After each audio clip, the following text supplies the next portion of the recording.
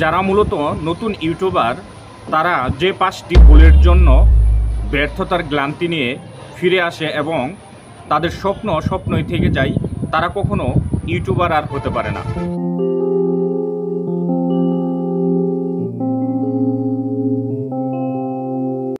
তো চলো, যে 5টি গুরুত্বপূর্ণ ভুলের জন্য নতুন বন্ধু যারা ইউটিউবার হতে চায় তারা ব্যর্থতার গ্লান্তি নিয়ে এই প্ল্যাটফর্ম থেকে বিদায় নেয়, তাহলে সেই 5টি ভুলগুলো কি কি সেই বিষয়টা নিয়ে আজকে আমি আলোচনা করব।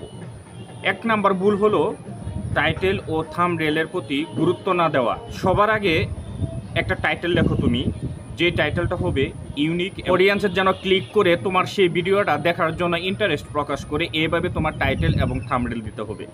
আর দ্বিতীয় যে ভুলটা আমরা করি, ভিডিওর শুরুতে মনোযোগটা ধরে না রাখা।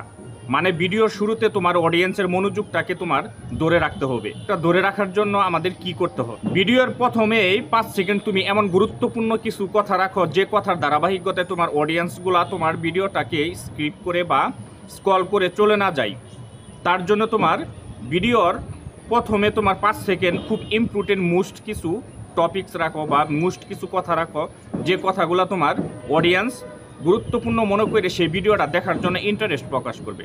3 নাম্বার ভুলটা হলো রেগুলার ভিডিও না দেওয়া, সময় মাফিক আমাদের ভিডিওগুলো পোস্ট না করার জন্য। আসলে ফেসবুকের পেজের মতো ইউটিউবের অ্যালগরিদমও কিন্তু তোমাকে দেখে যে তুমি সঠিক রুলস ফলো করে টাইমটা মেনটেন করে তোমার অ্যাক্টিভিটিসটা তুমি দেখাতে পারো কিনা। অতএব তুমি সঠিক টাইমে যে কোনো একটা রুলস ফলো করে তুমি ভিডিওগুলো আপলোড করো। তুমি সপ্তাহে করো বা 2 দিন পর করো বা 3 দিন পর করো, কয়টা ভিডিও তুমি আপলোড করবা একটা টাইম ফিক্সড করো। এই টাইমের ধারাবাহিকতায় তুমি ভিডিওগুলো আপলোড করো, দেখবা ইউটিউব চ্যানেলের কাছে তুমি অবশ্যই একজন অ্যাক্টিভিটিস ইউটিউবার হয়ে তুমি উঠবা। একটা নির্দিষ্ট সময় ঠিক করে বা রুটিন মোতাবেক তুমি সপ্তাহে কয়টা ভিডিও আপলোড করবা সেটা তুমি নিজে আইডেন্টিফাই করে নাও। আর 4 নাম্বার যে ভুলটা আমরা করি, আমরা শুধু ভাইরাল হওয়ার জন্য অন্যের ভিডিও বা কন্টেন্টগুলো আমরা কপিরাইট করে আমাদের নিজের চ্যানেল আমরা ইউজ করি। এই ভুলটা কখনোই করা যাবে না। নিজের স্টাইলে নিজের ভাষায় তুমি কন্টেন্ট তৈরি করো।